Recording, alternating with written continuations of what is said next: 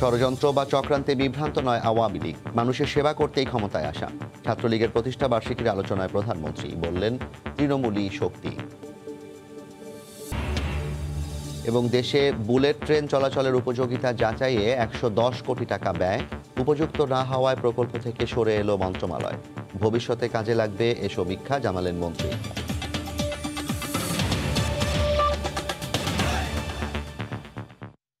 ভোরের সময়ে সঙ্গে আছি আমি জাফর সাদিক। ছাত্রলীগকে জাতির পিতার আদর্শ অনুসরণ করে রাজনীতি করার আহ্বান জানিয়ে প্রধানমন্ত্রী শেখ হাসিনা বলেছেন, শিক্ষিত নেতৃত্ব গড়ে তুলতে হবে।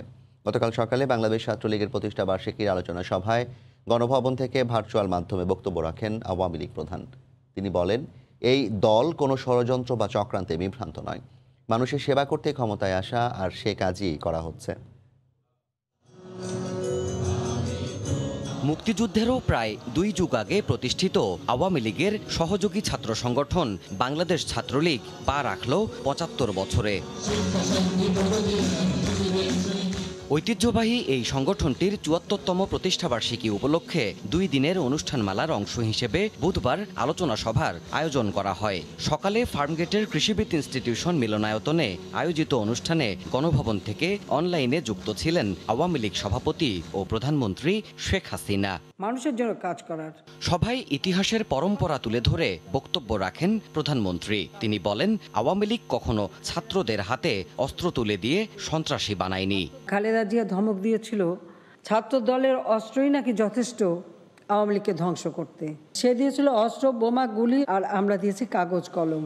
অল্প শিক্ষিত বা স্বশিক্ষিত বা অশিক্ষিত নেতৃত্ব একটা দেশকে ধ্বংসের দিকে নিয়ে যায়। নেতাকর্মীদের অর্থের পেছনে না ছুটে ত্যাগ ও সেবার রাজনীতি করার নির্দেশ দেন দলীয় প্রধান। বলেন, যেন তেনভাবে ক্ষমতায় আসেননি তিনি। যখন আমি মনে করব যে হ্যাঁ, আমি আমার দেশের মানুষের জন্য কাজ করবার মতো শক্তি নিয়ে ক্ষমতায় যেতে পারছি, তখনই। তার আগে যেন তেনভাবে ক্ষমতায় যাওয়ার সেই লোভ আমি কোনোদিন করিনি, করবো না। আমার একটাই ছিল যে আমার ক্ষমতা চাই দেশের মানুষের জন্য কাজ করার। শিক্ষিত নেতৃত্ব ছাড়া দেশের অগ্রগতি নিশ্চিত করা যায় না উল্লেখ করে সরকার প্রধান বলেন, নীতি নিয়ে চলেন বলে কোনো ষড়যন্ত্রের তোয়াক্কা করেন না তিনি। আমি জানি অনেক চক্রান্ত, ষড়যন্ত্র, ওগুলি আমি কখনো মাথায় রাখিও না, ওগুলি আমি নিয়ে বিভ্রান্তও না। কিছু লোকের তো একটু লক্ষ্যই থাকে যে ওই একটা পতাকা পেতে হবে বা একটু ক্ষমতায় যেতে হবে বা ইত্যাদি। এই ধরনের যাদের মানে আকাঙ্ক্ষা বেশি, তারা তো দেশের মানুষের ভাগ্যের কথা চিন্তা করে না। কিন্তু সৎ পথে চললে পরে যে কোনো বাধা অতিক্রম করা যায়। প্রযুক্তির কল্যাণে মানুষের জীবন পাল্টেছে জানিয়ে শেখ হাসিনা বলেন, সন্ত্রাস, জঙ্গিবাদ, মাদক থেকে দূরে থাকতে হবে ছাত্রলীগের প্রত্যেক নেতাকর্মীকে। এখন মানুষকে আর ধোঁকা দেওয়া যায় না, মানুষকে আর ফাঁকি দেওয়ার সুযোগ নেই। মানুষের দৃষ্টি খুলে গেছে, এখন হাতের মুঠোয় পৃথিবীটা এসে গেছে। দেবাশিস রায়, সময় সংবাদ, ঢাকা। নতুন নির্বাচন কমিশন গঠনে রাষ্ট্রপতির সঙ্গে সংলাপ করেছেন বাংলাদেশ ইসলামী ফ্রন্ট ও জমিয়তে উলামায়ে ইসলামের প্রতিনিধি দল। গতকাল বিকেলে বাংলাদেশ ইসলামী ফ্রন্ট ও সন্ধ্যায় জমিয়তে উলামায়ে ইসলামের প্রতিনিধিরা বঙ্গভবনে সংলাপে অংশ নেন। সংলাপে জমিয়তে উলামায়ে ইসলাম নিরপেক্ষ সরকারের অধীনে নির্বাচনের প্রস্তাব দেয়, তবে নির্বাচিত সরকারের অধীনেই স্বাধীন নিরপেক্ষ নির্বাচন কমিশন গঠনের প্রস্তাব দেয় বাংলাদেশ ইসলামী ফ্রন্ট। এছাড়া 2 দল থেকেই স্বরাষ্ট্র মন্ত্রণালয় সহ গুরুত্বপূর্ণ মন্ত্রণালয়কে নির্বাচন কমিশনের হাতে ন্যস্ত করার প্রস্তাব করা হয়।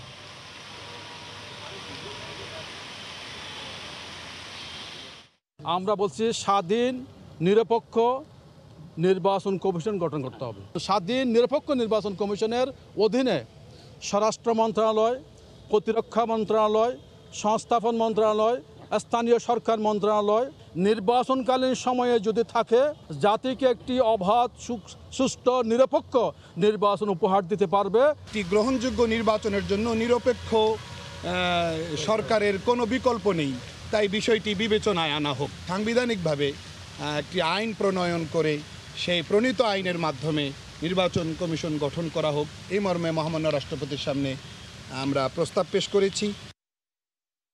ভোরের সময় আরও থাকছে। দ্রুত গতিতে এগিয়ে চলছে রংপুর ঢাকা 4 লেন মহাসড়কের নির্মাণ কাজ। 2023 সালে চালুর আশা। দক্ষিণ এশিয়ার দেশগুলোর মধ্যে তৈরি হবে সড়ক যোগাযোগ নেটওয়ার্ক। করোনা সংক্রমণের ঊর্ধ্বগতি ঠেকাতে স্বাস্থ্যবিধির নির্দেশনা 2-1 দিনের মধ্যেই প্রজ্ঞাপন আকারে জারি হবে। রাজধানীতে এক অনুষ্ঠান শেষে স্বাস্থ্য সচিব কথা জানান। নতুন ঢেউ ঠেকাতে এখনই পদক্ষেপ না নিলে বছর জুড়ে চড়া মূল্য দিতে হবে বলে মনে করছে স্বাস্থ্য অধিদপ্তর।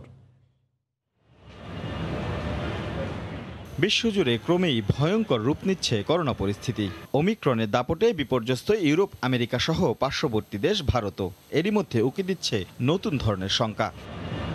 এমন অবস্থায় দেশে আবারও বাড়ছে করোনা সংক্রমণ। বুধবার রাজধানীতে এক অনুষ্ঠান শেষে স্বাস্থ্য সচিব জানান, শিগগিরই নতুন বিধিনিষেধ প্রজ্ঞাপন আকারে প্রকাশ পাচ্ছে। প্রজ্ঞাপন তো যে কোনো সময় পেয়ে যাবেন। গণপরিবহনের যে সিট আছে তার 50%-এর কথা বলছে, এবং আমরা যারা হোটেল রেস্টুরেন্টে থাকবে সেখানে সকলের কার্ড দেখাতে হবে, এবং ভ্যাকসিনেটেড কার্ড, ডাবল ভ্যাকসিনেটেড, এবং এটার জন্য সার্কুলার আসবে। আমরা যে যতভাবেই বলি প্রেডিক্ট কিন্তু করতে পারছি না। তা আলটিমেট সলিউশন কিন্তু একটাই, আমাদেরকে সুরক্ষিত রাখবার জন্য ভ্যাকসিনেট করা এবং মাস্ক ব্যবহার করা। এদিকে আরেক অনুষ্ঠান শেষে অধিদপ্তরের অতিরিক্ত মহাপরিচালক সেব্রিনা ফ্লোরা জানান, যারা 2 ডোজ নিয়ে বুস্টারের মেসেজ পেয়েছেন তারা চাইলে ঢাকার বাইরে থেকেও বুস্টার ডোজ নিতে পারেন। তিনি যেখানে থাকেন সেখান থেকেই উনি বুস্টার ডোজটা নিতে পারবেন, কিন্তু উনি যেই কেন্দ্রে রেজিস্ট্রেশন করেছিলেন সেই কেন্দ্র থেকে যখন উনি SMS পাবেন তখনই কেবলমাত্র গেলে উনি টিকাটি পাবেন। দেশে সংক্রমণ বাড়লেও তা ওমিক্রন নয়, ডেল্টা ভেরিয়েন্ট বলেও জানান তিনি। করা হয় হতে পারে ওমিক্রন। রাশেদ লিমন, সময় সংবাদ, ঢাকা। ফ্রান্সে যারা এখনও করোনার টিকা নেননি তাদের মাথা খারাপ বলাসহ কঠোর ভাষায় সমালোচনা করেছেন দেশটির প্রেসিডেন্ট ইমানুয়েল ম্যাক্রো। ফরাসি প্রেসিডেন্টের এ ধরনের মন্তব্যের তীব্র সমালোচনা করেছেন বিরোধী শিবির সহ দেশটির সাধারণ মানুষ।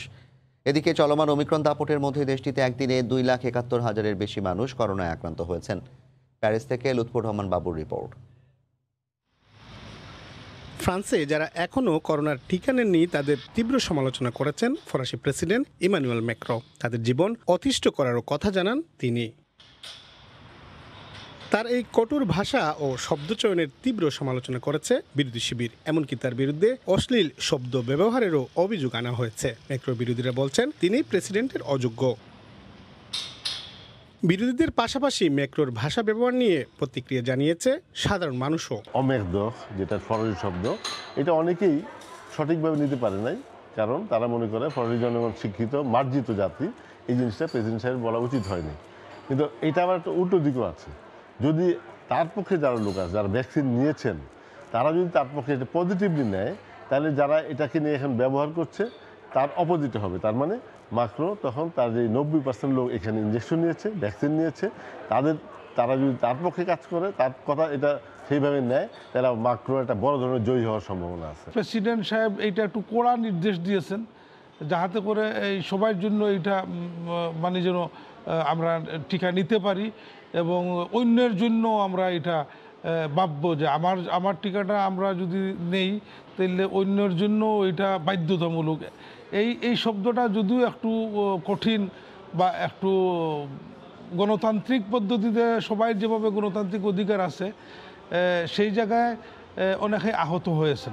ইতিমধ্যে ইউরোপের বিভিন্ন দেশে বাধ্যতামূলক টিকা কার্যক্রম চালু হয়েছে, আর অনেক দেশে প্রক্রিয়াধীন রয়েছে। ফ্রান্সে আগামী 15 জানুয়ারি থেকে যারা টিকা নেননি তারা রেস্টুরেন্ট, বার কিংবা সিনেমা হলে প্রবেশ করতে পারবেন না জানিয়ে আগেই বিধিনিষেধ জারি করেছে সরকার। জাতীয় নির্বাচনের আর মাত্র কিছুদিন বাকি, এর মধ্যেই প্রেসিডেন্ট ইমানুয়েল ম্যাক্রো সমালোচনার মুখে পড়লেন। টিকাবিহীনদের নিয়ে ফরাসি প্রেসিডেন্ট ইমানুয়েল ম্যাক্রন কড়া ভাষায় যে সমালোচনা করেছেন তা নিয়েই এখন বিরোধী শিবির থেকে শুরু করে সাধারণ মানুষের মধ্যে চলছে নানা আলোচনা আর সমালোচনা। নির্বাচনের আর কিছুদিন বাকি থাকতেই তিনি এমন সমালোচনা করলেন। রাজনৈতিক বিশেষজ্ঞরা মনে করছেন নির্বাচনে এর প্রভাব পড়তে পারে। মোহাম্মদ লুৎফর বাবু, সময় সংবাদ, প্যারিস। ফ্রান্স সহ ইউরোপের করোনা পরিস্থিতির সবশেষ খবর জানাতে এই মুহূর্তে প্যারিসে আছে সহকর্মী লুৎফর রহমান বাবু। যাচ্ছি তার কাছে। বাবু। জাফর, ফ্রান্সে গেল 24 ঘন্টায় 3,32,000-এর বেশি মানুষ করোনায় আক্রান্ত হয়েছেন। সুতরাং বুঝতেই পারছেন আসলে করোনার পরিস্থিতি এখানে কতটুকু। আমরা দেখেছি যে ওমিক্রনের যে নতুন ভেরিয়েন্ট ওমিক্রন আসার পর থেকেই কিন্তু হু হু করে করোনা ভাইরাসে আক্রান্তের সংখ্যা বাড়ছিল এবং এই ওমিক্রনের মধ্যে নতুন আরেকটি ভেরিয়েন্ট শনাক্ত হয়েছে দেশটিতে, সেটি আমরা জানতে পেরেছি। তার পাশাপাশি প্রেসিডেন্ট ইমানুয়েল ম্যাক্রন, যারা এখন পর্যন্ত ভ্যাকসিন গ্রহণ করেননি, তাদের বিরুদ্ধে কঠোর ভাষায় আসলে বক্তব্য প্রদান করছেন। সবগুলো বিষয় নিয়ে আমরা কথা বলবো। আমাদের সাথে রয়েছেন অল ইউরোপিয়ান বাংলাদেশ অ্যাসোসিয়েশন আইবার মহাসচিব কাজী এনায়েতুল্লাহ। আমরা তার সাথে বিস্তারিত এই বিষয়গুলো, কাজী এনায়েতুল্লাহ, আপনাকে স্বাগত জানাচ্ছি। আমরা প্রথমেই আপনার কাছ থেকে জানবো যে 3,32,000 মানুষ ফ্রান্সে গেল 24 ঘন্টায় করোনায় আক্রান্ত হয়েছেন। এখন কি পরিস্থিতি আসলে এখানে বিরাজ করছে? অ্যাকচুয়ালি এর প্রধান কারণ হচ্ছে মানুষ এখন অনেক টেস্ট করছে, কথায় কথায় টেস্ট করছে, যার ফলে বেরিয়ে আসছে নতুন ওমিক্রন, যেটা আমরা সবাই জানি নতুন একটা ভাইরাস, যার সংক্রমণ ক্ষমতা অত্যন্ত বেশি।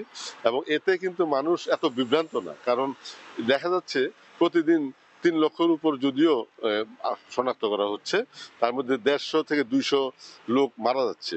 এবং মারা যাবে, আমরা কিন্তু আজকে দেখেছি হাসপাতালের মৃত্যুর সংখ্যা বেড়েছে এবং আইসিইউতে কিন্তু ভর্তির সংখ্যা বেড়েছে। পাশাপাশি আরেকটি জিনিস আপনি যদি বলেন, আমাদের ইল দো ফ্রান্স, যেখানে প্রবাসী বাংলাদেশিরা অনেকেই বসবাস করেন, সেখানে প্রায় 70% কাছাকাছি আইসিইউ কিন্তু এখন বেশ পরিপূর্ণ অবস্থা, অর্থাৎ সেখানে অনেক জায়গায় জায়গা পাওয়া যাচ্ছে না, অনেক হাসপাতাল, এমন অবস্থা আমরা দেখছি।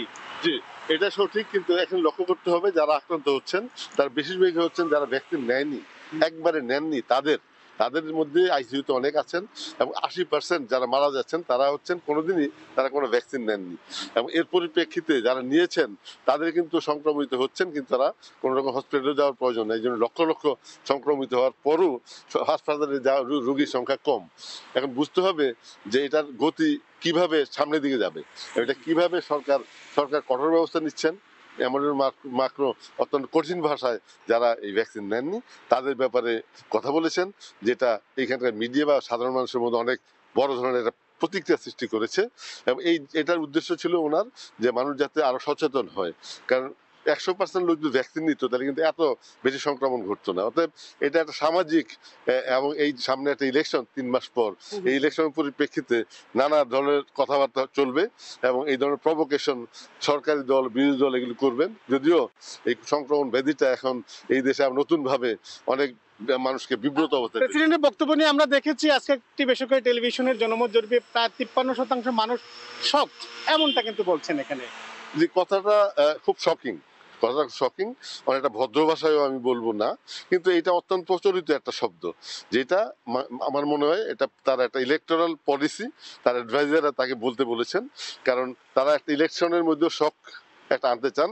কারণ এমানুয়েল ম্যাক্রন প্রেসিডেন্ট হিসেবে দায়িত্ব পালন করছেন, ওনারা এখন 6 মাসের জন্য ইউরোপিয়ান ইউনিয়নের যে চেয়ারম্যান এখন সেটা হচ্ছে ফ্রান্স, তারা ঘোষণা করেছেন যে এর মধ্যে 2-1টা বিশেষ ধরনের রদবদল তারা আনতে চান, স্পেশালি সেঙ্গেনের ব্যাপারে তারা কঠোরভাবে আবার পর্যালোচনা করতে চান সেঙ্গেন চুক্তিটির যেই ধারা ছিল সেগুলো, এবং এটা একটা ইম্পর্টেন্ট এলিমেন্ট এই দেশের সরকারের জন্য। অতএব এই 6 মাস প্রেসিডেন্সির সময় তারা বিভিন্ন ইউরোপিয়ান সমস্যা, অন্য দেশের সঙ্গে ফ্রান্সের সমস্যা, ব্রেক্সিটের পর ইংল্যান্ডের সঙ্গে যে মৎস্য চুক্তি হয়েছে সেটা নিয়ে যে একটা ক্রাইসিস, সেটার সমস্যা, তারপর তো এইখানে এখন থেকে মার্চ মাসের শেষে যে এপ্রিলের শেষে যে ইলেকশন নির্বাচন আসছে, এখন আমরা দেখতে পাবো নানা ধরনের প্রতিক্রিয়া, নানা ধরনের বক্তব্য, নানা ধরনের মানুষের কথাবার্তা। এটা একটা স্বাভাবিক ব্যাপার। কঠোর সমালোচনা করছে এই ম্যাক্রনের বক্তব্যে। জি, কঠোর সমালোচনার কারণ হচ্ছে তাদেরও তো কিছু ভাষা থাকা দরকার, তাদের সে থাকা দরকার, কিছু বলা দরকার, জনমত তৈরি করা দরকার। এখন এইটা ইম্প্যাক্টটা এত বেশি দূর যাবে না, আমার মনে হয় সপ্তাহখানেক পরে আরেকটা ওয়ার্ড আসবে, যে কোনো একজন নেতা সেটা বলবেন, তখন ওইটা আবার নতুন ভাবে মাঠে আসবে। অতএব এগুলো ইলেকশনের সময় আমরা সবসময় লক্ষ্য করেছি। বলছিলেন যে ম্যাক্রন ইউরোপীয় ইউনিয়নের প্রেসিডেন্ট হয়েছেন, এবং এখন এই যে আমরা ইউরোপীয় বিভিন্ন দেশে আবার করোনা ফিরে এসেছে, এই অর্থনৈতিক অবস্থা কিভাবে আসলে তিনি সামাল দিবেন বা কিভাবে মোকাবেলা করবেন বলে আপনার কাছে মনে হচ্ছে? এই অভ্যাসগুলো, এই অবস্থাটা কিন্তু সব দেশে এখন আমরা অবস্থায় আছি। স্পেশালি ফ্রান্সে দেখেন কোনো রকম কনফাইনমেন্ট বা কোনো রকম সতর্কতামূলক ব্যবস্থা নেওয়া হয়েছে, কিন্তু কঠিন ব্যবস্থা না। অর্থনৈতিক কার্যক্রম এখন অব্যাহত আছে, কোনো কিছু বন্ধ হয়নি। স্পেশালি যাদের পক্ষে সম্ভব তারা ঘরে বসে কাজ করছেন, যে সরকার উৎসাহিত করছেন, এবং প্রণোদনা যেগুলো বিভিন্ন ব্যবসা ক্ষেত্রে অনেকে ক্ষতিগ্রস্ত হচ্ছেন তাদের ব্যবসায়ী যে সংগঠন মেদেভের সাথে যুক্ত রয়েছেন, এবং এই যে পরিস্থিতি আপনারা আসলে কিভাবে দেখছেন এবং কিভাবে মোকাবেলা করবেন? এখন এই যে অর্থনীতিতে কি প্রভাব পড়ছে এখানে, ব্যবসায়ীরা আসলে কতটুকু ক্ষতিগ্রস্ত কিংবা সরকার আপনাদের কতটুকু সহযোগিতা করছে? সরকার যেসব সেক্টরগুলো এখন ক্ষতিগ্রস্ত হয়েছে তাদেরকে 100% সাহায্য সহযোগিতা করার প্রতিশ্রুতি দিয়েছেন এবং এটা আগেও অনেকটা ছিল। অ্যাকচুয়ালি সরকার ভালোভাবেই সাহায্য করছেন, তারপরেও ব্যবসার একটা ফ্লো, একটা চাহিদা এবং ক্রয় বিক্রয়ের একটা ক্ষমতার ব্যাপার এবং সামাজিক অর্থনৈতিক অবস্থার উপর নির্ভর করে ব্যবসা, সেগুলো যদি সঠিক মতো মানুষ মুভমেন্ট করতে না পারে, যেমন এই যে আমাদের ক্রিসমাস গেল, এর মধ্যে কোনো টুরিস্ট এই দেশে আসতে পারেনি, অতএব বড় ধরনের বিলিয়ন বিলিয়ন ইউরো এই দেশ আয় করতে পারেনি। অতএব এই ধরনের ব্যাপারগুলো এই ধরনের ক্রাইসিস সৃষ্টি করবেই এবং এটা যত তাড়াতাড়ি এই দেশ থেকে এই সংক্রামকটা আমরা মুক্ত হতে পারি, ভাইরাসটা দেশ থেকে চলে যেতে পারে, ততই আমাদের মঙ্গল। এবং আমাদের যারা বাংলাদেশি ব্যবসায়ী আমরা আছি, বিভিন্ন সেক্টরে আমরা কাজ করছি, বিভিন্ন ব্যবসায় আমরা সম্পৃক্ত, আমাদেরও একটাই চাওয়া যত দ্রুত সম্ভব বিশ্বব্যাপী যে করোনা ভাইরাস নানা ধরনের কার্যকলাপ আমাদের ব্যাহত করছে, সেগুলোকে যেন যত দ্রুত সম্ভব আমাদের মধ্যে স্বাভাবিক জীবনে আমরা ফিরে আসতে পারি। অর্থনৈতিক কার্যকলাপ এবং অর্থনৈতিক প্রবৃত্তি যেন আমরা সঠিকভাবে সামনে আনতে পারি, উন্নয়ন করতে পারি এবং দেশের মানুষের কল্যাণে যেন সেটা আমরা ব্যবহার করতে পারি। যাই হোক, শুনছিলেন যে এখন করোনার কারণে যে অর্থনৈতিক যে বিপর্যস্ত একটি অবস্থা রয়েছেন, এখানে এই দেশটির শীর্ষ ব্যবসায়ী সংগঠন যে মেদেব, তার সাথে একজন প্রবাসী বাংলাদেশে যুক্ত, তার সাথে আমরা কথা বলছিলাম। তো তিনি বলছিলেন যে এখন এই পরিস্থিতি মোকাবেলা করার জন্য সরকার তাদেরকে যতটুকু সাহায্য সহযোগিতা করছে সেটিকে নিয়েই তারা এগোতে চাচ্ছেন এবং বিশেষ করে ক্রিসমাস কিংবা নতুন বছর উপলক্ষে এই দেশটিতে বিপুল সংখ্যক পর্যটক প্রতি বছর আসতেন, কিন্তু করোনা শুরু হওয়ার পর থেকে সেই পর্যটকরা নেই এবং আপনি জানেন যে প্যারিসে পৃথিবীর মধ্যে সবচেয়ে বেশি পর্যটকরা এই দেশটিতে আসেন এবং এই পর্যটক কেন্দ্রিক কিন্তু অনেক ধরনের ব্যবসা বাণিজ্য এদেশে রয়েছে। তার পাশাপাশি আমি আবারও আপনাকে জানিয়ে রাখছি, ফ্রান্সে কিন্তু করোনার পরিস্থিতি বেশ ভয়াবহ বলা চলে। গেল 24 ঘন্টায় দেশটিতে 3,32,000-এরও বেশি মানুষ এখানে আক্রান্ত হয়েছেন এবং বিশেষ করে যে ওমিক্রন ভেরিয়েন্ট তার পর থেকে আমরা এটি দেখেছি। আর তার সাথে সাথে এই দেশে প্রায় 90%-এরও বেশি মানুষ ইতিমধ্যেই করোনার প্রথম ডোজের ভ্যাকসিন গ্রহণ করেছেন এবং সরকার বারবারই কিন্তু তাগিদ দিচ্ছে ভ্যাকসিনের উপর। তো ফ্রান্সের প্যারিস থেকে এই ছিল এখন পর্যন্ত করোনা নিয়ে আমার কাছে সর্বশেষ। ফ্রান্স সহ ইউরোপের করোনা পরিস্থিতির খবর জানাতে আমাদের সঙ্গে প্যারিস থেকে যুক্ত হয়েছিলেন সহকর্মী লুৎফুর রহমান বাবু। বাংলাদেশ বুলেট ট্রেন চলাচলের উপযুক্ত কিনা তা যাচাই করতেই 110 কোটি টাকা খরচ করেছে রেলপথ মন্ত্রণালয়। উপযুক্ত না হওয়ায় এ প্রকল্প থেকে সরে এসেছে তারা। মন্ত্রী জানান, ভবিষ্যতে বুলেট ট্রেন চালু করতে গেলে কাজে লাগবে এই সমীক্ষা। যোগাযোগ বিশেষজ্ঞরা বলছেন, রাষ্ট্রীয় টাকা 9-6 করতেই লোক দেখানো এই প্রকল্পটি হাতে নিয়েছিল মন্ত্রণালয়। নাজমুস সালেহির রিপোর্ট। 300 কিলোমিটার বেগে চলবে ট্রেন, মাত্র 55 মিনিটে যাওয়া যাবে ঢাকা থেকে চট্টগ্রাম। বিস্ময়কর বুলেট ট্রেনের যুগে প্রবেশ করবে বাংলাদেশ, এমন পরিকল্পনায় বানানো হয় অত্যাধুনিক রোড ম্যাপ। জানানো হয়, ঢাকা থেকে চট্টগ্রাম পর্যন্ত নির্মাণ করা হবে 227 কিলোমিটার উড়াল রেলপথ। এ পথের পুরোটাই হবে অত্যাধুনিক সিগন্যালের পাথরবিহীন রেল লাইন। থাকবে 6টি আধুনিক রেল স্টেশন। 96,000 কোটি টাকা সম্ভাব্য ব্যয় ধরে মহাসমারোহে কাজও এগিয়ে নিচ্ছিল রেলওয়ে। প্রকল্পটির সম্ভাব্যতা যাচাইয়ে এরই মধ্যে খরচ হয়ে গেছে 110 কোটি টাকা। সমীক্ষা যাচাইয়ের মাত্র কয়েক মাসের মধ্যেই সুর পাল্টালেন রেলমন্ত্রী। বলছেন, অবকাঠামোগতভাবে বুলেট ট্রেনের জন্য উপযুক্ত নয় বাংলাদেশের রেল, তাই পূর্ব শর্তগুলো বাস্তবায়নের দিকে নজর দিচ্ছেন তারা। হাই স্পিডের পূর্বে অনেকগুলো প্রকল্প আছে, যে প্রকল্পগুলো এই হাই স্পিডের থেকে গুরুত্বপূর্ণ, অর্থাৎ হাই স্পিডকে সাপোর্ট করতে গেলে এইগুলি বাস্তবায়ন করা প্রয়োজন। সেইটা আমরা প্রায়োরিটি বেশি দিয়ে আমরা সেগুলো বাস্তবায়ন করব। সমীক্ষায় খরচ হওয়া 110 কোটি টাকা অপচয় হয়নি দাবি করে মন্ত্রী বলেন, ভবিষ্যতে কাজে লাগবে এই রোডম্যাপ। দীর্ঘমেয়াদী যে রেল উন্নয়নের যে পরিকল্পনা, তার অংশ হিসাবে এই স্টাডিগুলো আমরা করেছি। তখন তো আমাকে এই ফিজিবিলিটি স্টাডি করানোর জন্য এখন যে আমি 110 কোটি টাকা দিয়ে করালাম, তখন তো এটা আমাদের 300 কোটি টাকা লাগতে পারে। বিশেষজ্ঞরা বলছেন, বর্তমান রেল ব্যবস্থাপনায় বুলেট ট্রেন চালানো সম্ভব নয় জেনেও নেওয়া হয়েছিল এই প্রকল্প। আমার ফাউন্ডেশনে ইলেকট্রিকের অভিজ্ঞতা নাই, আমি চলে গেলাম বুলেট এবং দেখতে গেলাম যে সেখানে সমীক্ষা রিপোর্টে এটা ফিজিবল হয় কি না। বোঝা যাচ্ছিল কোনো না কোনো একটা ইন্টারেস্টেড গ্রুপ এখানে কাজটা করাতে চাচ্ছে। শুধু ঢাকা থেকে চট্টগ্রামই নয়, কক্সবাজার পর্যন্ত বুলেট ট্রেন প্রকল্প সম্প্রসারণের পরিকল্পনা আছে বাংলাদেশ রেলওয়ের। নাজমুস সালেহী, সময় সংবাদ, ঢাকা। করোনা মহামারীতে হোঁচট খেলেও এখন দ্রুত গতিতে এগিয়ে চলছে রংপুর ঢাকা 4 লেন মহাসড়কের নির্মাণ কাজ। দেশের প্রথম ডিজিটাল এই মহাসড়ক নির্মাণের কর্মযজ্ঞ চলছে দিনরাত। 2023 সালে এই মহাসড়ক চলাচলের জন্য খুলে দেওয়া হলে অর্ধেক সময় অর্থাৎ 4 ঘন্টায় রংপুর থেকে রাজধানী ঢাকায় যাতায়াত সম্ভব হবে। রতন সরকারের রিপোর্ট, ছবি তুলেছেন তরিকুল ইসলাম। আপাত দৃষ্টিতে কেবল উন্নত আধুনিক একটি মহাসড়ক মনে হলেও মূল উদ্দেশ্য হল দক্ষিণ এশিয়ার দেশগুলোর মধ্যে যোগাযোগ নেটওয়ার্ক তৈরি এবং এর মাধ্যমে SASEC corridor, Asian corridor, BIMSTEC করিডোরে যুক্ত হওয়া। মহাসড়কটি তৈরি হচ্ছে South Asia sub regional economic cooperation SASEC 2 নামের একটি প্রকল্পের অধীনে। মহাসড়ক ঘিরে গড়ে উঠছে বেসরকারি ইপিজেড সহ ছোট বড় অসংখ্য শিল্প কলকারখানা। এখন যেহেতু সবাই বেশি লাগতেছে 8-10 ঘন্টা লাগে, তখন হয়তো 4 ঘন্টায় চলে আসবে। আমাদের যে ছোটোখাটো 3 চাকার বা 2 চাকার গাড়িগুলো আসছে সেগুলো এক সাইড দিয়ে চলে যাবে এবং এটা ডবল লেন আসছে, একদিক দিয়ে যাবে একদিক দিয়ে আসবে, অনেক দুর্ঘটনা অনেক কমে যাবে। যানজটের যে সমস্যা এলে সমাধান হবে। যানজট ও দুর্ঘটনা কমার পাশাপাশি স্বল্প সময়ে পৌঁছানো যাবে উত্তরাঞ্চলের 16টি জেলায়। বিভিন্ন গুরুত্বপূর্ণ স্থানে থাকবে উড়াল সড়ক, আন্ডারপাস, ছোট বড় সেতু ও কালভার্ট। ফলে গাড়ির ক্রসিং কম হবে, পাশাপাশি সার্ভিস রোড থাকার কারণে লোকাল গাড়িগুলো চলাচল করতে পারবে। আমাদের টার্গেট আছে যে আগামী জুন 2023 আমরা এই প্রজেক্ট জনগণের উন্মুক্ত চলাচলের জন্য ওপেন করতে পারবো। সিরাজগঞ্জের হাটিকুমরুল থেকে রংপুরের মডার্ন মোড় পর্যন্ত 190 কিলোমিটার দীর্ঘ এই সড়কের শেষ অংশের কাজ চলছে দিন ও রাতে। যদিও কোভিড পরিস্থিতির কারণে পুরো 2 বছর ধুকেছে এই প্রকল্প। আমাদের নির্ধারিত সময় ছিল 2022-এর জুন পর্যন্ত, তো সেখান থেকে হয়তো আমাদের আরও কিছু সময় বেশি লাগবে। তবে আমরা আশা করছি খুব দ্রুতই অধিকাংশ কাজ শেষ হয়ে যাবে। পুরো প্রকল্পকে নান্দনিক রূপ দেবে সিরাজগঞ্জের হাটিকুমরুল ইন্টার এক্সচেঞ্জটি। রতন সরকার, সময় সংবাদ, রংপুর। ঘন কুয়াশার কারণে পাটুরিয়া দৌলতদিয়া নৌ রুটে ফেরি চলাচল বন্ধ রয়েছে। মাঝ নদীতে আটকা পড়েছে 4টি ফেরি। এতে উভয় ঘাটে পারাপারের অপেক্ষায় রয়েছে শত শত যানবাহন। এতে চরম বিপাকে পড়েছেন যাত্রী, শ্রমিক এবং ব্যবসায়ীরা। এই মুহূর্তে মানিকগঞ্জের পাটুরিয়া ঘাটে আছেন রিপোর্টার ইউসুফ আলী। সরাসরি চলে যাচ্ছি তার কাছে। ইউসুফ।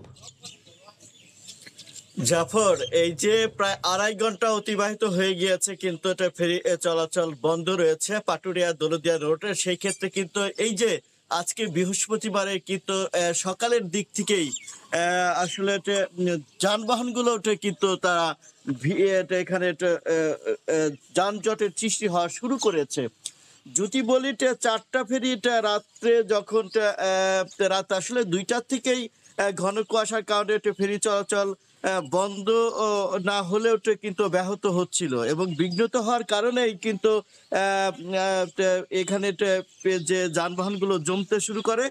এই মুহূর্তে কিন্তু এটা পাটুরিয়া ঘাট থেকে একদম লম্বা 2 কিলোমিটার পর্যন্ত লম্বা একটি সারি রয়েছে বাসের এবং ট্রাকের, এবং দৌলতদিয়া প্রান্তেও কিন্তু সেই সারিটা রয়েছে, সেটাও 1.5 কিলোমিটার ছাড়িয়ে গেছে। দৌলতদিয়া প্রান্তের যে যানবাহনগুলো রয়েছে সেই যানবাহনগুলোর মধ্যে সবচাইতে বেশি রয়েছে আসলে সবজিবাহী এবং যে মাছ যে ট্রাকগুলো, সেই ট্রাকগুলো সেখানে কিন্তু রয়েছে। তো সেই যানবাহনের যারা ব্যবসায়ী তাদের সাথে আমি কথা বলেছি, তারা বলছে আসলে সঠিক সময়ে যদি তারা গন্তব্যস্থলে পৌঁছাতে না পারে তাহলে কিন্তু তাদের লস হবে এবং ক্ষতির সম্মুখীন তারা হবে। এবং কি এটা কিন্তু গতকালও তারা কিন্তু দীর্ঘ সময় ছিল, আজও রয়েছে, যার জন্য কিন্তু এই বারবারই এই যে সমস্যাটা তারা কিন্তু দেখছে। তো অন্যদিকে যদি বলি রাত 2টার থেকে যখন এটা ফেরি চলাচল বিঘ্নিত হচ্ছিল, রাত ঠিক 4টার সময় একদম কিন্তু ফেরি চলাচল বন্ধ হয়ে যায়। আসলে দুর্ঘটনা এড়ানোর জন্য যখন বিকন বাতি এবং মার্কিং পয়েন্টের কিছুই দেখা যাচ্ছিল না, তখন আসলে দুর্ঘটনা এড়ানোর জন্যই ঘাট কর্তৃপক্ষ এই নৌরুটটি বন্ধ করে দেয় এবং সেই ক্ষেত্রে এখনো কিন্তু কিছুই দেখা যাচ্ছে না। যদি বলি তার মধ্যেও আমরা কিছুক্ষণ আগেও দেখেছি যে অতি ঝুঁকি নিয়ে কিছু যাত্রী কিন্তু ট্রলারে উঠে কিন্তু পার হচ্ছে, কিন্তু এটা দেখভালের জন্য যারা থাকার কথা তারাও কিন্তু ঘাট এলাকাতে নেই। অন্যদিকে এই মুহূর্তে যদি আপনাকে বলি যে 4টা ফেরি যেহেতু মাঝনদীতে আটকে রয়েছে, তার মধ্যে 2টি ফেরি অর্থাৎ হাস্তাহেনা একটি কেটার ফেরি এবং পরান, এটা কিন্তু একদম নদীর অর্থাৎ ঘাটের নিকটবর্তী স্থানে রয়েছে এবং কি একদম মাছ পদ্মায় যে রয়েছে সেটা হচ্ছে বীরশ্রেষ্ঠ জাহাঙ্গীর আলম এবং চন্দ্রমল্লিকা। অর্থাৎ সেই 2টি ফেরিতে যে ফেরিটা একদম মাছ পদ্মায় রয়েছে এই কনকনে শীতের মধ্যে, সেখানে কিন্তু কমপক্ষে শতাধিক অর্থাৎ 2টি ফেরিতে শতাধিক যাত্রী রয়েছে এবং কি সেই ক্ষেত্রে যাত্রী এবং যারা শ্রমিক সেখানে রয়েছে তারা কিন্তু চরম দুর্ভোগ পোহাচ্ছে। যদি বলি যানবাহনের কথা, সেখানে কিন্তু 42টি যানবাহন রয়েছে, অর্থাৎ বীরশ্রেষ্ঠ জাহাঙ্গীর আলম একটি রোরো ফেরি, সেখানে 25টির মতো যানবাহন রয়েছে, আর বাকি 42টির মধ্যে বাকিগুলো কিন্তু চন্দ্রমল্লিকার মধ্যে রয়েছে। এই যে দুর্ভোগ, দুর্দশা এবং কি একটু কনকনে শীত, এটা কিন্তু আসলে ঘাট এলাকায় এবং এই মুহূর্তে ঘাটে না থাকলে কিন্তু বোঝানো খুবই কষ্টকর ব্যাপার। তারপরে বলি যে এই যে একটা লম্বা সারি, এই লম্বা সারি পাটুরিয়া ঘাট থেকে যেহেতু 2 কিলোমিটার ছাড়িয়ে গেছে এবং কি একটা সময় গড়ানোর সাথে সাথে সেটা বাড়ছে, সেও দুর্ভোগটা কিন্তু কম নয়। আর এখানে শিশু আর নারী যারা রয়েছে এই ঘাট এলাকাতে, তারা কিন্তু একদম কষ্টে সময় পার করছে। কষ্টটা হচ্ছে একদিকে তারা এখানে ঠিক মতো পয় নিষ্কাশন ব্যবস্থা না থাকার কারণে তারা সকালকার যে একটি বিষয় সেটা করতে পারছে না, অন্যদিকে গাড়ির থেকে বেরো হতে পারছে না। অর্থাৎ যদি বলি বলে এই যে কনকনে শীত এবং কি যে দুর্যোগই বলবো, একটা দুর্যোগের মধ্যে আসলে তারা কিন্তু এই যে যানবাহনগুলোতে একদম বসে রয়েছে এবং কষ্টে রয়েছে, যেহেতু বাইরে প্রচণ্ড শীত। এবং কি এখানে যদি বলি এখন যে অ্যাপসগুলো রয়েছে ওয়েদারের, সেখানে 12 থেকে 13 ডিগ্রি সেলসিয়াস তাপমাত্রা দেখাচ্ছে। এই যে শীতের যে প্রকট বা প্রখরতা তা কিন্তু এখানে লক্ষ্য করা যাচ্ছে। এবং কি যদি বলে কুয়াশার কথা, কুয়াশাটা হচ্ছে আসলে এই একদম বৃষ্টির মতো কখনো কখনো ঝরে পড়ছে। আজকে যেহেতু সকালের দিকে এই কুয়াশার পরিমাণটা বেশি রয়েছে, তবে সেক্ষেত্রে কিন্তু মহাসড়কগুলোতেও একদম যানবাহনগুলো কম রয়েছে। কারণ হচ্ছে কি যেহেতু রাস্তায় মহাসড়কগুলোতে কিছুই দেখা যাচ্ছে না। এই ছিল জাফর আমার কাছে সর্বশেষ অবস্থা। ঘন কুয়াশার কারণে পাটুরিয়া দৌলতদিয়া নৌ রুটে ফেরি চলাচল বন্ধ রয়েছে। সেখান থেকে আমাদের সঙ্গে যুক্ত হয়েছিলেন সহকর্মী মোহাম্মদ ইউসুফ আলী, জানাচ্ছিলেন সবশেষ খবর। নদীতে অবৈধভাবে বাঁধ তৈরি করে মৎস্য খামার, বালু ভরাট করে নির্মাণ করা হচ্ছে নানা স্থাপনা। কয়েক বছর ধরে এভাবে চলছে ময়মনসিংহের তারাকান্দার উপর দিয়ে বয়ে চলা রাংসা নদী দখলের মহোৎসব। স্থানীয় প্রভাবশালীদের দাপটে নদীটি এখন নালায় পরিণত হয়েছে বলে অভিযোগ স্থানীয়দের। পরিবেশবিদরা বলছেন, প্রভাবশালী দখলদারদের বিরুদ্ধে নিতে হবে শাস্তিমূলক ব্যবস্থা, আর নদীটিকে আগের অবস্থায় ফিরিয়ে নিতে খননের আশ্বাস দেন জেলা প্রশাসক। হোসেন আলীর তোলা ছবিতে সাদিকুর রহমানের রিপোর্ট। ব্রহ্মপুত্র নদ থেকে উৎপত্তি হয়ে নেত্রকোনার কংস নদীর সাথে মিলিত হওয়া এই রাংসা নদী দিয়ে একসময় মাল বোঝাই নৌকা ট্রলার চলাচল করলেও কালের বিবর্তনে এখন পানি প্রবাহই বন্ধ হয়ে গেছে।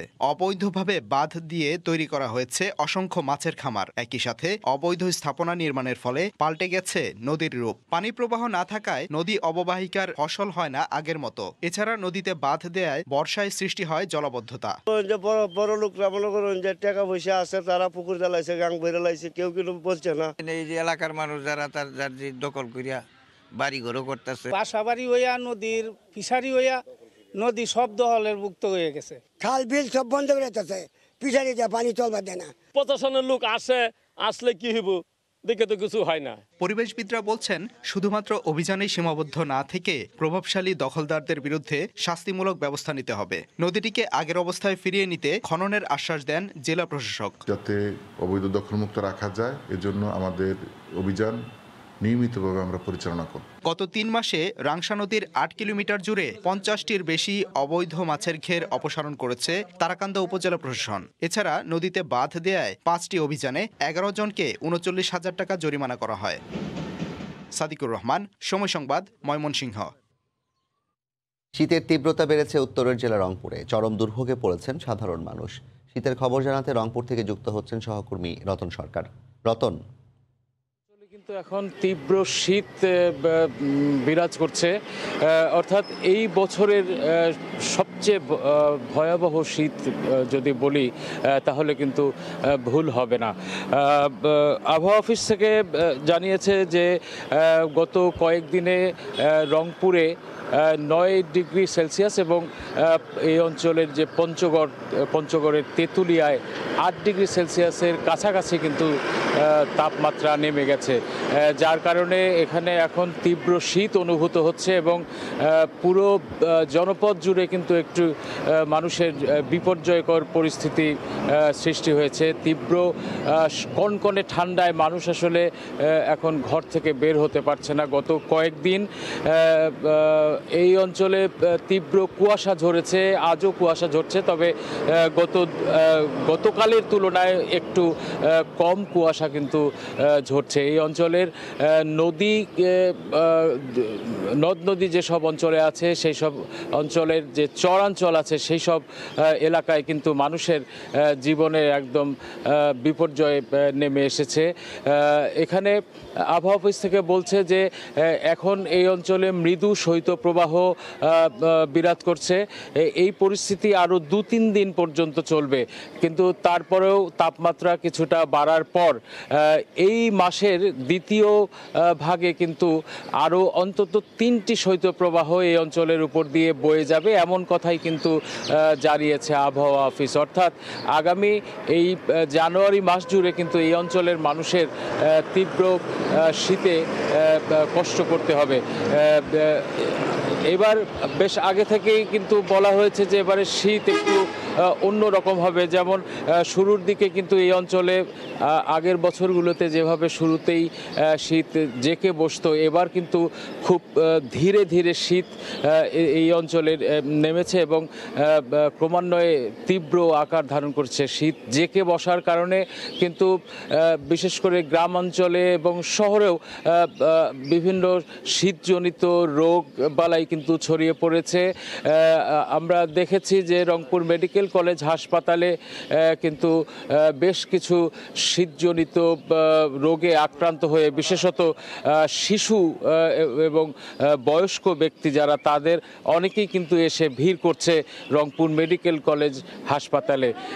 পাশাপাশি এই অঞ্চল দরিদ্র পীড়িত অঞ্চল হবার কারণে কিন্তু শীত যখনই একটু তীব্র আকারে পড়ে সেই সময় কিন্তু বিশেষ করে গ্রামাঞ্চলের মানুষ, আমাদের এই অঞ্চলের গ্রামের মানুষ কিন্তু খড়কুটো জ্বালিয়ে বা নগ্ন উনুনে আগুনের উত্তাপ গ্রহণ করে থাকে। কারণ পরিস্থিতি এমনই সৃষ্টি হয় যে আসলে আগুনের সরাসরি উত্তাপ ছাড়া সেই সময় শরীর টিকিয়ে রাখার দায় হয়ে দাঁড়ায়।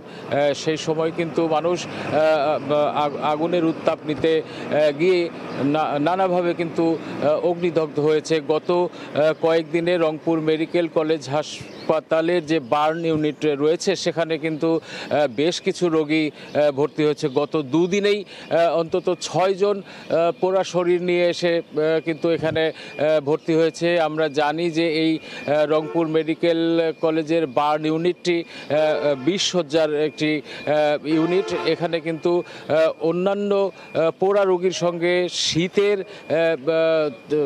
শীত থেকে বাঁচার জন্য আগুন তাপাতে গিয়ে যে দগ্ধ হয়েছে এমন রোগীর চাপ বাড়ার কারণে কিন্তু সেখানে রোগীর সংখ্যা একটু বেড়ে গেছে, যার কারণে সেখানকার চিকিৎসা দিতে গিয়ে কিন্তু কিছুটা হিমশিম খেতে হচ্ছে বার্ন ইউনিটের চিকিৎসক এবং এর সঙ্গে সংশ্লিষ্ট যারা তাদের ক্ষেত্রে। এখানে প্রশাসনের পক্ষ থেকে প্রতিবারের মতো এবারও কিন্তু যারা দরিদ্র মানুষ আছেন, অভাবী মানুষ আছেন, তাদের কাছে কিন্তু শীতবস্ত্র, কম্বল সহ নানা রকমের শীতবস্ত্র জেলা প্রশাসনের পক্ষ থেকে পৌঁছে দেওয়া হয়েছে, কিন্তু সেটি কিন্তু পর্যাপ্ত নয়। যে অন্যান্য বারের মতো এবারও কিন্তু সেই একই বিষয় দাঁড়াচ্ছে যে আসলে সেই পরিমাণটি পর্যাপ্ত না হওয়ার কারণে কিন্তু বেশি সংখ্যক মানুষের কাছে সরকারের এই যে শীতবস্ত্র সেটি পৌঁছচ্ছে না। বিশেষ করে গ্রামাঞ্চলের মানুষ কিন্তু এই সময় তাদেরকে যদি শীতবস্ত্র দিয়ে সহায়তা করা না হয় তাদের দুর্ভোগ কিন্তু অনেক বেড়ে যাবে। তো সাদিক, আমার কাছে এই ছিল রংপুর অঞ্চলে শীতের সবশেষ। রংপুর থেকে যুক্ত হয়েছিলেন সহকর্মী রতন সরকার, জানাচ্ছিলেন সেখানকার শীতের তীব্রতার খবর। দেখছেন ভোরের সময়। গণমাধ্যম কর্মীদের জন্য নতুন আইনটি তেমন সহায়ক নয়, বরং বঙ্গবন্ধুর করা আইনটি প্রগতিশীল ও কল্যাণমুখী ছিল বলে মন্তব্য করেছেন পরিকল্পনা মন্ত্রী এম এ মান্নান। গতকাল বিকেলে নারায়ণগঞ্জ টেলিভিশন জার্নালিস্ট অ্যাসোসিয়েশনের নবনির্বাচিত কমিটির অভিষেক অনুষ্ঠানে তিনি কথা বলেন। এ সময় স্থানীয় সংসদ সদস্য শামীম ওসমান সাংবাদিকদের সত্য প্রকাশ করার আহ্বান জানান। সাংবাদিক ভাইয়ের একটা জিনিস আপনাদেরকে মাথায় রাখতে হবে যে truth is beauty and beauty is truth. সত্যই সুন্দর, সুন্দরই সত্য। সত্য বলবেন, আঘাত আসবেই। আর যদি সত্য বলতে না পারেন অন্তত মিথ্যা বলেন না। এই আইনটি অন্ততপক্ষে আপাতত মনে হচ্ছে ভিত্তি আমাদের জাতীয় জনগণের করা সেই আইনটি যেখানে করেছেন, কিন্তু তার কথা একটা প্রতিবাদ হলো সেই আইন যতটা প্রগতিশীল ছিল, কল্যাণমুখী ছিল, এই আইনটি ততটা নয়। জাতীয় পিঠা উৎসব উদযাপন পরিষদের আয়োজনে শিল্পকলা একাডেমিতে শুরু হয়েছে 10 দিনব্যাপী জাতীয় পিঠা উৎসব। গতকাল বিকেলে শিল্পকলা একাডেমির উন্মুক্ত মঞ্চে বেলুন ও পায়রা উড়িয়ে উৎসবের উদ্বোধন করেন সংস্কৃতি প্রতিমন্ত্রী কে এম খালিদ। এবারের উৎসবে 50টি স্টলে প্রায় 200 পদের পিঠা নিয়ে হাজির হয়েছেন দেশের নানা প্রান্তের পিঠা শিল্পীরা। এসব স্টলে ঠাঁই পেয়েছে বিচিত্র স্বাদ ও নকশার রকমারি পিঠা। 5 থেকে 14 জানুয়ারি প্রতিদিন বেলা 3টা থেকে রাত 9টা পর্যন্ত চলবে উৎসব। এছাড়াও প্রতিদিন থাকবে সাংস্কৃতিক পরিবেশনা।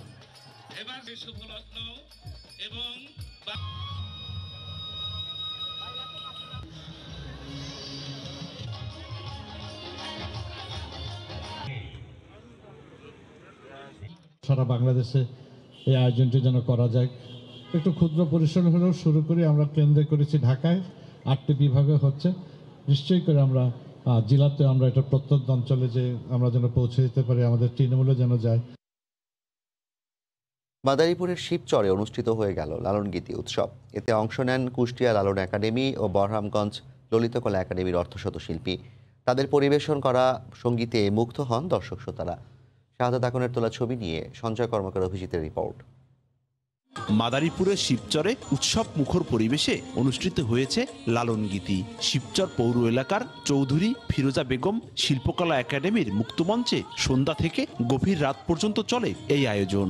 এতে অংশ নেন কুষ্টিয়া লালন একাডেমি ও বরহামগঞ্জ ললিতকলা একাডেমির অর্ধশত শিল্পী। তাদের পরিবেশন করা সঙ্গীতে মুগ্ধ দর্শকরা। লালনগীতি এমন একটা সঙ্গীত যেটা শোনার সাথে সাথে নিজের ভিতরে একটা আধ্যাত্মিক জগৎ তৈরি হয়ে যায়। এরকম আয়োজন মাঝে মাঝে করলে আমরা বিনোদন পাই। মানুষের যে শ্রেষ্ঠত্ব সেটা এই লালনের সমস্ত গানের মধ্যেই প্রমাণিত। মনের খোরাক যেটা পাওয়া যায় সেই গানটি হচ্ছে লালনগীতি। বাস্তবধর্মী গানগুলো হয়ে থাকে। মানুষের মাঝে পরিবর্তন আনার জন্য জেলায় জেলায় লালনগীতি পরিবেশন করেন বলে জানান অনুষ্ঠানে অংশ নেয়া শিল্পীরা। তার একটা খোরাক, আমরা সে খোরাক হিসাবে মেনে নিয়েছি। চলার পথে লালন সাহেবকে স্মরণ করে চলছি। শিবচর উপজেলা শিক্ষা কর্মকর্তা বলেন, পড়াশোনার পাশাপাশি সাংস্কৃতিক অনুষ্ঠান পরিবেশন ও দর্শক হিসাবে অংশ নিলে বিপদগামী থেকে মুক্ত হবে শিক্ষার্থীরা। পড়াশোনার পাশাপাশি মনোবল চাঙ্গা করার জন্য আমাদের এই সাংস্কৃতিক অনুষ্ঠানটা আসলে খুবই প্রয়োজন। এলাকাবাসীকে আনন্দ দেওয়ার পাশাপাশি নতুন প্রজন্মের কাছে নতুন কিছু তুলে ধরতেই এই আয়োজন বলে জানান সংগঠনের প্রতিষ্ঠাতা ও আয়োজক। সঙ্গীত পিপাসুদের মনের খোরাক জোগাবার জন্য আমার এই আজকের এই লালন শিল্পীদের দিয়ে এই মঞ্চের পরিবেশনা করতে চেষ্টা করেছি। বরহামগঞ্জ ললিতকলা একাডেমির 22 বছর পদার্পণে অনুষ্ঠিত হয় এই লালনগীতি। প্রতিষ্ঠানটি 2000 সালে 15 জন শিক্ষার্থী নিয়ে যাত্রা শুরু করলেও বর্তমানে শিক্ষার্থী সংখ্যা 250-এর বেশি। এখানে বৃহস্পতি ও শুক্রবার দিনব্যাপী 5 জন শিক্ষকের দিক নির্দেশনায় চলে সঙ্গীত, নৃত্য, অভিনয় ও আবৃত্তির অনুশীলন। সঞ্জয় কর্মকার অভিজিৎ, সময় সংবাদ, মাদারীপুর। বঙ্গোপসাগরের তলদেশে মূল্যবান প্রাণিজ সম্পদ ও প্রাকৃতিক গ্যাসের সন্ধান পেয়েছে ইউরোপীয় ইউনিয়নের গবেষকরা। এই সম্পদ কাজে লাগালে প্রতি বছর ২১,০০০ কোটি টাকার আমদানি খরচ কমাতে পারবে বাংলাদেশ। এই সম্পদ কাজে লাগাতে দেশীয় ব্যবসায়ী প্রতিষ্ঠানগুলোকে সহায়তা করার কথা জানিয়েছেন পররাষ্ট্রমন্ত্রী। পররাষ্ট্র মন্ত্রণালয় ও ইউরোপীয় ইউনিয়ন যৌথ উদ্যোগে গত ২ বছর ধরে বঙ্গোপসাগরে গবেষণা চালিয়ে আসছে। গবেষণায় সম্প্রতি মূল্যবান কিছু প্রাণিজ ও খনিজ সম্পদের সন্ধান মিলেছে সমুদ্রের তলদেশে। প্রাথমিক গবেষণায় সমুদ্র তলদেশে ন্যূনতম ১৭ এবং সর্বোচ্চ ১০৩ trillion cubic feet gas hydrate পাওয়ার ধারণা করছে গবেষক দল। কেন ন্যূনতম ১৭? যে জায়গাতে আমরা যে লাইন গেছি এই লাইনের নিচে যতটুকু আছে সে সম্বন্ধে আমরা শিওর ১৭, কিন্তু বাকি যে পুরো এলাকাটা আছে সেটাকে যদি আমরা ইন্টারপোলেশন করে দেখেছি যে প্রায় ১০৩ TCF আমাদের এই গ্যাস হাইড্রেট পাওয়ার সম্ভাবনা রয়েছে। এছাড়া বঙ্গোপসাগরের তলদেশে পাওয়া বিভিন্ন প্রজাতির সিউইড, সামুদ্রিক মাছ সহ প্রাণিজ সম্পদের ল্যাবরেটরি টেস্ট করা হয় নেদারল্যান্ডসে, যাতে দেখা গেছে ১০ প্রজাতির সিউইড অর্থনৈতিকভাবে বিশেষ গুরুত্বপূর্ণ। এসব সিউইড সাবান, শ্যাম্পু সহ নানা প্রসাধনী ও পশুখাদ্য তৈরির কাঁচামাল হিসেবে কাজে লাগবে। গ্যাস মজুদ থাকে। বুধবার পররাষ্ট্র মন্ত্রণালয়ে আয়োজিত এক সংবাদ সম্মেলনে জানানো হয়, প্রতি বছর প্রসাধনী ও পশুখাদ্যের কাঁচামাল আমদানিতে ব্যয় করা হয় ২৮,০০০ কোটি টাকা। দেশের সমুদ্রতলে পাওয়া সম্পদ কাজে লাগালে ২১,০০০ কোটি টাকার আমদানি খরচ কমাতে পারবে বাংলাদেশ। বাংলাদেশে প্রাপ্ত বহু সংখ্যক প্রজাতির সিউইডের মধ্যে কয়েকটি প্রজাতির ব্যাপক বাণিজ্যিক সম্ভাবনা রয়েছে, যা বাংলাদেশের ব্লু ইকোনমিতে উল্লেখযোগ্য ভূমিকা রাখতে সক্ষম। আমাদের যদি সি ফুডটা আমরা সিউইডটা ডেভেলপ করতে পারি, আমদানি তো বাদ, তারপরেও আমরা বিক্রিও করতে পারবো। সমুদ্রের তলদেশে পাওয়া সম্পদ কাজে লাগাতে বেসরকারি প্রসাধনী ব্যবসা প্রতিষ্ঠানগুলোকে সার্বিক সহায়তা দেওয়ার কথাও জানিয়েছেন পররাষ্ট্রমন্ত্রী। তাজওয়ার মাহমুদ, সময় সংবাদ, ঢাকা। কক্সবাজারের রাষ্ট্রীয় শিবির থেকে নবম দফায় আরও ৭০৫ জন রোহিঙ্গাকে নোয়াখালীর ভাসানচরে স্থানান্তর করা হচ্ছে। গতকাল দুপুরে উখিয়া ডিগ্রি কলেজ মাঠ থেকে রোহিঙ্গাদের নিয়ে চট্টগ্রামের উদ্দেশ্যে ১৬টি বাস ছেড়ে যায়। এ সময় বাসগুলোর আগে ও পেছনে ছিল কড়া পাহারা। চট্টগ্রাম থেকে তাদের ভাসানচরে নিয়ে যাওয়ার ব্যবস্থা করা হবে বলে জানিয়েছেন অতিরিক্ত শরণার্থী ত্রাণ ও প্রত্যাবাসন কমিশনার মোহাম্মদ শামসুদ্দৌজা নয়ন। এর আগে উন্নত জীবনের আশায় ভাসানচরে যেতে ইচ্ছুক রোহিঙ্গাদের নাম নিবন্ধন করা হয়। ২০২০ সালের ৪ ডিসেম্বর কক্সবাজারের রাষ্ট্রীয় শিবিরগুলো থেকে রোহিঙ্গাদের ভাসানচর স্থানান্তরের কার্যক্রম শুরু হয়। এ পর্যন্ত ১৯,৮৪৮ জন রোহিঙ্গাকে কক্সবাজার থেকে ভাসানচর নেওয়া হয়েছে।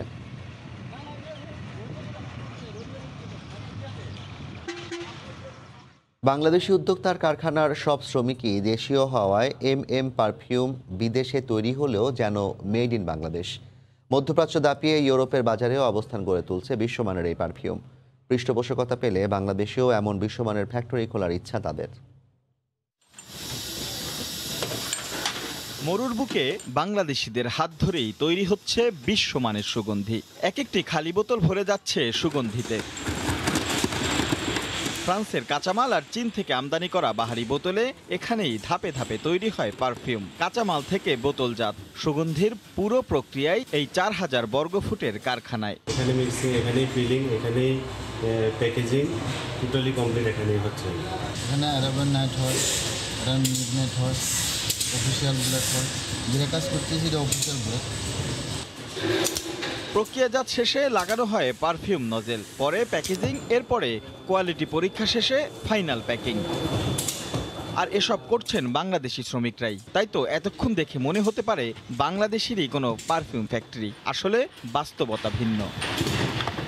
সংযুক্ত আরব আমিরাতের দুবাইয়ে এমন কারখানা গড়ে তুলেছেন একজন বাংলাদেশি ব্যবসায়ী। তাই পরিচালনা থেকে প্রস্তুত সব ক্ষেত্রেই প্রাধান্য পাচ্ছে বাংলাদেশিরা। আর তাদের হাতেই তৈরি মোহাম্মদ মাহবুব পারফিউম। দুবাই ছাপিয়ে সুবাস ছড়াচ্ছে বিশ্ববাজারেও। পারফিউমের বক্সিং,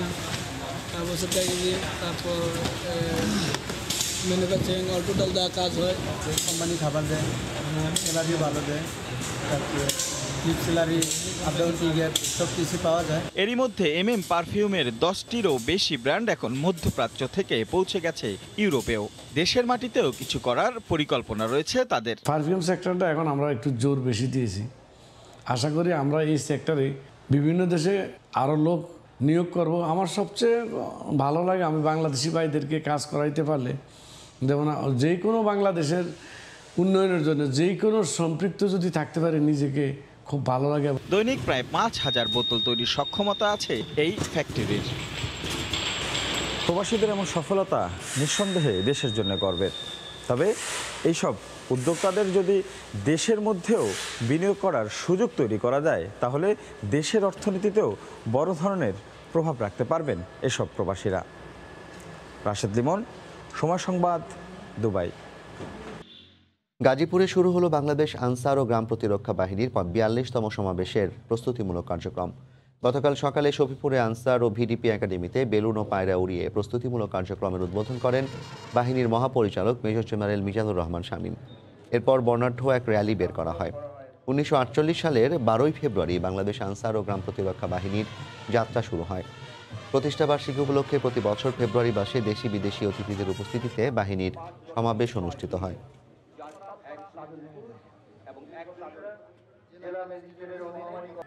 ছাত্রলীগের 74তম প্রতিষ্ঠা বার্ষিকী উদযাপন করেছে পর্তুগাল ছাত্রলীগ। মঙ্গলবার স্থানীয় সময় সন্ধ্যায় লিসবন মহানগর ছাত্রলীগের উদ্যোগে অনুষ্ঠিত হয় সংক্ষিপ্ত আলোচনা সভা।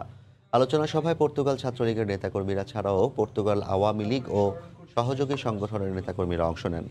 বাংলাদেশের গঠনে ছাত্রলীগের গৌরবোজ্জ্বল ইতিহাসের কথা তুলে ধরেন বক্তারা। বিদেশে বাংলাদেশের বিরুদ্ধে যে কোনো ষড়যন্ত্র রুখে দিতে সবাইকে ঐক্যবদ্ধ হয়ে কাজ করার আহ্বান জানান তারা। আলোচনা শেষে কেক কেটে প্রতিষ্ঠা বার্ষিকী উদযাপন করেন অতিথিরা। নিউজিল্যান্ডের মাটিতে অবিশ্বাস্য জয়ের পর প্রশংসায় ভাসছে বাংলাদেশ ক্রিকেট দল। সতীর্থদের কীর্তি নিয়ে উচ্ছ্বাসের শেষ নেই তামিম সাকিবদের। সামাজিক যোগাযোগ মাধ্যমে মুমিনুল বাহিনীকে অভিনন্দন জানিয়েছেন তারা। টাইগারদের সাধুবাদ জানিয়েছেন ভিভিএস লক্ষণ, মাইকেল ভন ও দিমুথ করুণারত্নের মতো বর্তমান ও সাবেক বিদেশি ক্রিকেটাররা। বাংলাদেশের ক্রিকেটে এই জয়ের রেশ দীর্ঘদিন থাকবে বলেও মনে করেন তারা। 5 মিনিটের ব্যবধানে 2 টুইট সাকিব আল হাসানের। উত্তেজনা ধরে রাখতে পারছিলেন না নিশ্চয়ই। যুক্তরাষ্ট্রের বাসা থেকেও মাউন্ট মঙ্গানুইয়ের উচ্ছ্বাসের মাত্রা অনুধাবন করতে পারছিলেন হয়তো। চরম বাজে সময়ের মধ্য দিয়ে যাওয়া বাংলাদেশ দলের ঐতিহাসিক জয়ের জন্য অধিনায়ক মুমিনুল হক সহ সব ক্রিকেটার ও কোচিং স্টাফকে অভিনন্দন জানিয়েছেন দেশ সেরা অলরাউন্ডার। টিভি সেটের সামনে অস্থির সময় পার করেছেন তামিম ইকবালও। চতুর্থ দিন জয়ের সুবাতাস বইছিল টাইগার শিবিরে। দাঁতে দাঁত চেপে অপেক্ষায় ছিলেন মাহেন্দ্র খনের। জয় নিশ্চিত হওয়ার সঙ্গে সঙ্গেই শূন্যে মুষ্টিবদ্ধ হাত ছুড়েছেন তামিম। অফিসিয়াল ফেসবুক পেজে সবার প্রশংসা করেছেন। তবে ওয়ানডে ক্যাপ্টেন আলাদাভাবে প্রশংসায় ভাসিয়েছেন টেস্ট ক্যাপ্টেন মুমিনুলকে। তামিমের লেখা একটা লাইন নিশ্চয়ই উজ্জীবিত করবে দেশের সব ক্রিকেটারকে। আমরা পারি, আমরা অবশ্যই পারি। গোটা ক্রিকেট বিশ্বেই চলছে টাইগারদের বন্দনা। ভারতের কিংবদন্তি টেস্ট ক্রিকেটার ভিভিএস লক্ষণের দৃষ্টিতে এটা বাংলাদেশের দারুণ এক অর্জন, যার রোমাঞ্চ সবার মনে থেকে যাবে দীর্ঘদিন। টেস্ট চ্যাম্পিয়নদের এভাবে হারিয়ে দেবে চ্যাম্পিয়নশিপের প্রথম চক্রের তলানির দল, সেটা ভাবেনি কেউ। ওয়াসিম জাফরের চোখে এটাই সৌন্দর্য। তিনি লিখেছেন, আন্ডারডগ টিমের জয় বাড়তি অনুপ্রেরণা দেয়। আরেক সাবেক ভারতীয় ক্রিকেটার আকাশ চোপড়া লিখেছেন, 2021 টেস্ট ক্রিকেটের জন্য দারুণ একটা বছর ছিল। 2022ও শুরু হলো দুর্দান্তভাবে। প্রতিবেশী দেশ শ্রীলঙ্কা, নেপালের বর্তমান ও সাবেক ক্রিকেটাররাও যেন টাইগারদের উইশ কার্ড পাঠাচ্ছেন। নিউজিল্যান্ডের মাটিতে টেস্ট জয়ের মতো দুঃসাধ্য সাধনে মুমিনুলদের সাধুবাদ জানিয়েছেন লঙ্কানদের টেস্ট অধিনায়ক দিমুথ করুণারত্নে। সতীর্থদের এমন হারে হতাশ নিউজিল্যান্ডের পেসার মিচেল ম্যাকলেনেগান। তবে সব হতাশা লুকিয়ে প্রতিপক্ষকে অভিনন্দন জানাতে ভোলেননি তিনি। প্রশংসা মিলেছে মোড়লদের কাছ থেকেও। ইংল্যান্ডের সাবেক ক্যাপ্টেন মাইকেল ভন লিখেছেন, ব্রিলিয়ান্ট বাংলাদেশ। ঐতিহাসিক জয়ের পর এতটুকু তো প্রাপ্যই। মাকসুম আলম খান, সময় সংবাদ। ছোটবেলায় খেলাধুলার প্রতি নেশার কারণে শাসন করতেন বাবা, কিন্তু আগে কখনোই বুঝতে পারেননি একদিন এই ছেলেই সুনাম বয়ে আনবে। নিউজিল্যান্ডের বিপক্ষে জয়ের নায়ক পেসার এবাদত হোসেনকে নিয়ে এভাবেই উচ্ছ্বাস প্রকাশ করেছেন তার বাবা। ঐতিহাসিক জয়ে অবদান রাখায় সন্তানকে নিয়ে গর্বিত শরীফুল ইসলাম ও মাহমুদুল হাসান জয়ের অভিভাবকরাও। শীতের আমেজে বাড়িটাতে শুনশান নীরবতা। তবুও এই নীরবতা ভেদ করে অন্যরকম এক আনন্দ চারিদিকে। মৌলভীবাজারের নিজ বাড়ি থেকে বহু দূরে মাউন্ট মঙ্গানুইয়ের নায়ক, কিন্তু দূরত্ব যতই হোক প্রিয়জনের হৃদয়েই থাকেন পেসার এবাদত হোসেন। আমি আমার দাদুর লিয়ে খেলা দেখছি এবং খেলাটা খুব অসম্ভব সুন্দর হয়েছে। তার পারফরমেন্সও ভালো হয়েছে, সবাই তার লাগি দোয়া করবা। ম্যান অফ দ্য ম্যাচ হয়েছে, সেজন্য আমরা খুবই আনন্দিত। তার যে স্টাইল রয়েছে, তার যে ভেরিয়েশন রয়েছে এবং তার যে বলের গতি রয়েছে সেটা কিন্তু ব্রেটলির সাথে তুলনা করলে কম হবে। 2016 সালে পেসার হান্ট থেকে উঠে আসেন জাতীয় পর্যায়ে, তবে 2019 সালে অভিষেকের পর আন্তর্জাতিক অঙ্গনে এতদিন নিজেকে মেলে ধরতে পারছিলেন না এবাদত। যখন পারলেন তখন হয়ে গেলেন ইতিহাসের অংশ। লেখাপড়া একটা মনোযোগ কম থাকতো, তার খেলাটাই বেশি থাকতো, তখন তারা শাসন করতাম। আমি বুঝতে পারি না যে খেলাটাতে এতটুকু একটা পৌঁছবে। জায়গায় জায়গায় যে জায়গায় তো জায়গা দেশে বিদেশে খেলাইয়া ওলা জিতিয়া আইতা, দেশের একটা নাম হইতো, দেশের লাগে একটা প্রশংসা টানটানো। একই রকম চিত্র আরেক পেসার শরীফুল ইসলামের পঞ্চগড়ের বাড়িতেও। ম্যাচে তার পারফরমেন্সে খুশি পরিবারের সদস্যরা। সকলে দোয়া করবেন যেন আরো ভালো করে বাংলাদেশ দেশের জন্য যেন আরো ভালো কিছু করতে পারে। আশা করছিলাম টেস্টটা ড্র পর্যন্ত গেলে আমরা খুব খুশি থাকবো। ড্র তো দূরের কথা, আমরা জিতে গেছি। ম্যাচ শেষ হওয়ার পরই চাঁদপুরে মাহমুদুল হাসান জয়ের বাড়িতে ছুটে আসেন শৈশবের ক্রিকেট কোচ। জয়ের ইনজুরি নিয়ে মন খারাপ হলেও ম্যাচ জয়ের আনন্দ ভাগাভাগি করতে ভুল হয়নি তাদের। যাতে সুস্থ এবং ভালো করতে পারে, দেশের বাণিজ্য করতে পারে, সেই জন্য দেশবাসীর কাছে দোয়া কামনা করছি। নান্নু ভাইকে ধন্যবাদ দেব যে নান্নু ভাই যা চিনতে পেরেছে যে ওর মতো পরিশ্রমী ক্রিকেটারকে সুযোগ দিয়েছে। একটা টেস্ট জয় পাল্টে দিয়েছে দৃশ্যপট। এদের দিয়ে কিছু হবে না বলা মানুষই এখন ক্রিকেটারদের সুরে সুর মিলিয়ে বলছে আমরাও পারি। টেস্ট চ্যাম্পিয়নদের হারানোয় দেশ জুড়ে উচ্ছ্বাস, আর ক্রিকেটারদের পরিবার প্রিয়জনের চোখে আনন্দ অশ্রু। মাকসুম আলম খান, সময় সংবাদ। ফেডারেশন কাপের খবর। সেমিফাইনালের হাই ভোল্টেজ ম্যাচে মুখোমুখি হচ্ছে দুই জায়ান্ট, ঢাকা আবাহনী ও সাইফ স্পোর্টিং ক্লাব। টানা দুই টুর্নামেন্টের ফাইনালে উঠতে আশাবাদী আকাশী নীলরা। কমলাপুর স্টেডিয়ামে ম্যাচটি শুরু হবে সন্ধ্যা 7:30টায়। এদিকে দিনের প্রথম ম্যাচে ঐতিহ্যবাহী ঢাকা মোহামেডানের মুখোমুখি হবে জায়ান্ট কিলার রহমতগঞ্জ। ম্যাচটি শুরু হবে বিকেল 4:30টায়। শীতের বিকেলে ধানমন্ডিতে নিজেদের মাঠে প্রাণবন্ত ঢাকা আবাহনী। প্রায় 3 বছর পর শিরোপা খরা ঘুচিয়ে জেতা হয়েছে স্বাধীনতা কাপ। এক মাসের মাথায় আবারও ফেডারেশন কাপের ফাইনালের হাতছানি। প্রতিপক্ষ গেলবারের runners up giant Saif sporting club. Group পর্বে শেখ রাসেলের সঙ্গে ম্যাচ ছাড়া পুরো টুর্নামেন্টে পথ সহজই ছিল ঢাকা আবাহনীর। কোয়ার্টারে প্রতিবেশী শেখ জামালকে 6-0 গোলে উড়িয়ে দেওয়াটা সেমিতে ভালো করার স্বপ্ন দেখাচ্ছে ঐতিহ্যবাহীদের। Everybody play together, play the same focus for win the game. So not important I'm score or Daniel or Jibon. So we need to win this semi-final. Saif is a good team, have been playing well, is a team very well organized. They know how to play and how they want to play. Then we have to play our best football. You know what we did in the previous game doesn't matter. Now every game is federation কাপে শক্তিমত্তায় সাইফ আবাহনীর বড় প্রতিপক্ষ। শেখ জামাল শেখ রাসেল শিরোপা race থেকে ছিটকে যাওয়ায় এই ম্যাচকে অলিখিত final বলে মনে করছেন অনেকেই। We are very hungry and we want to win this match tomorrow. So tomorrow যেটা আছে সাইফের সাথে you will see a hungry Saif team and inshallah we will go for the win and we will play our best game. এদিকে দিনের প্রথম ম্যাচে আরেক ঐতিহ্যবাহী ঢাকা মোহামেডানের প্রতিপক্ষ পুরান ঢাকার ক্লাব রহমতগঞ্জ। ধীরে ধীরে সেমিতে ওঠা দলটা প্রায় 1 দশক পর ফাইনালে ওঠার জন্য ক্ষুধার্ত। সেজন্য তাদের হারাতে হবে জায়ান্ট কিলার রহমতগঞ্জকে। রহমতগঞ্জ খুব শক্তিশালী দল, লড়াইটা খুব কঠিন হবে, তবে আমরা ফাইনালে যাওয়ার ব্যাপারে আত্মবিশ্বাসী। শেষ চারে আবাহনী ও মোহামেডান জিতে গেলে 2013 সালের পর এই প্রথম অপেক্ষা করছে ঢাকা ডার্বির ফাইনালের রোমাঞ্চ। মেহেদী নাইম, সময় সংবাদ, ঢাকা। এ পর্যায়ের শীর্ষ সংবাদগুলো জানিয়ে দিচ্ছি আরেকবার। ষড়যন্ত্র বা চক্রান্তে বিভ্রান্ত নয় আওয়ামী লীগ, মানুষের সেবা করতেই ক্ষমতায় আসা। ছাত্রলীগের প্রতিষ্ঠা বার্ষিকীর আলোচনায় প্রধানমন্ত্রী বললেন তৃণমূলই শক্তি। এবং দেশে বুলেট ট্রেন চলাচলের উপযোগিতা যাচাইয়ে ব্যয় 110 কোটি টাকা। উপযুক্ত না হওয়ায় প্রকল্প থেকে সরে এলো মন্ত্রণালয়। ভবিষ্যতে কাজে লাগবে এ সমীক্ষা জানালেন মন্ত্রী। এই ছিল ভোরের সময়, সঙ্গে থাকুন সময়।